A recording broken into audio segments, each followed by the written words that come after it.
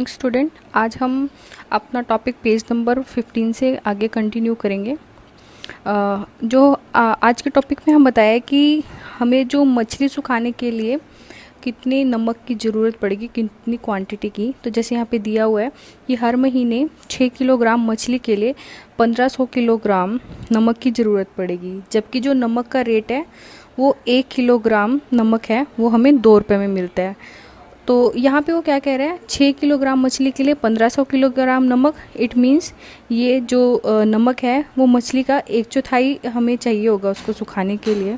तो नमक की कीमत हम कैसे निकालेंगे?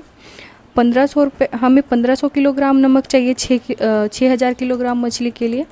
तो जो नमक की जो मूल्य है वो 1 किलोग्राम है जो वो 2 रुपये की है। तो 1500 किलोग्राम कितने की होगी?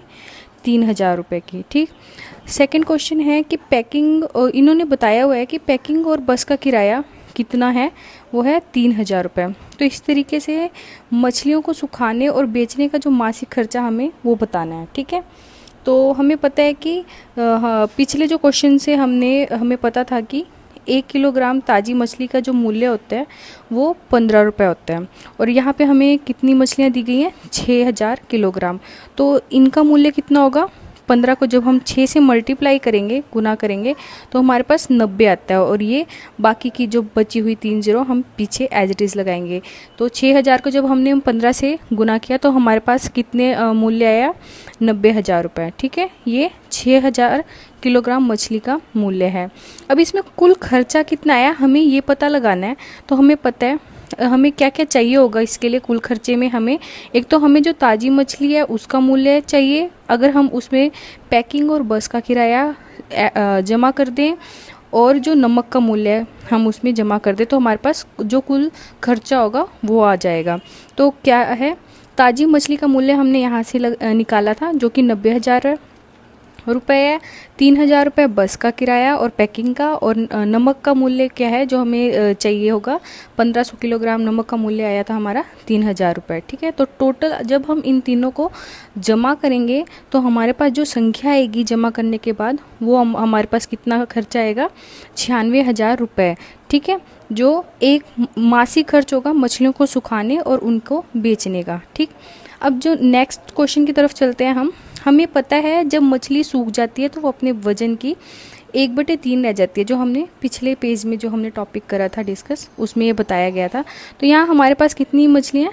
6000 किलोग्राम। तो जब ये 6000 किलोग्राम की मछलियों को हम सुखाएंगे तो वो कितनी रह जाएंगी? तो 1/3 है, तो इट मीन्स यहाँ पे 6000 को 3 से भाग करने पे हमारे पास 2000 किलोग्राम, जो कि 6000 किलोग्राम मछलियों को सुखाने के बाद हमारे पास इतनी शेष बचेंगी। ठीक है। अब हमें पता है पिछले जो पेज में हमारी स्टेटमेंट दी गई थी कि सूखी मछली का मूल्य है वो 1 किलोग्राम सूखी मछली का मूल्य कितना है? 70 रुपये। अब हमें चाहिए कितनी? 2000 किलोग्राम सूखी मछली का मूल्य। तो जब हम 70 को 2000 से गुना करेंगे, जो कि 1 किलोग्राम सूखी मछली का मूल्य है, इसको जब हम 2000 से गुना करेंगे तो हमारे पास 2000 किलोग्राम मछली का मूल्य प्राप्त हो जाएगा, जो है 1,40,000 रुपये। ठीक है। अब हमें इन सूखी मछलियों को सुखाने और बेचने का खर्चा पता करना है। तो ये हम कैसे निकालेंगे? जो हमारा कुल जो रुपए हैं जो सूखी मछलियों को बेचने से प्राप्त हुए हैं, यानी कि ये, और जो हमारा कुल खर्चा जो हमें यहाँ से प्राप्त हुआ था, यानी कि 96,000 रुपये। ठीक है। तो अब जब हम 1,40,000 में से 96,000, ठीक है, ये संख्या जब हम घटाएंगे तो हमारे पास जो टोटल जो अमाउंट मिलेगा वो होगा 44,000 रुपये। ठीक है। ये इतना हमारे पास इसका खर्चा आएगा।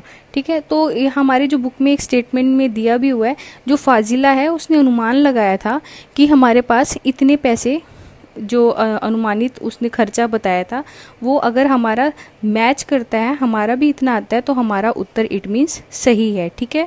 तो ये है हमारा आज तक का टॉपिक, और आपका यहाँ तक चैप्टर कंप्लीट हो चुका है। लेकिन आप में से कुछ बच्चों ने अभी तक होमवर्क करके मुझे नहीं भेजा है, तो प्लीज़ अपना होमवर्क कंप्लीट कीजिए और उसको मुझे सेंड कीजिए। ठीक है। Thank you.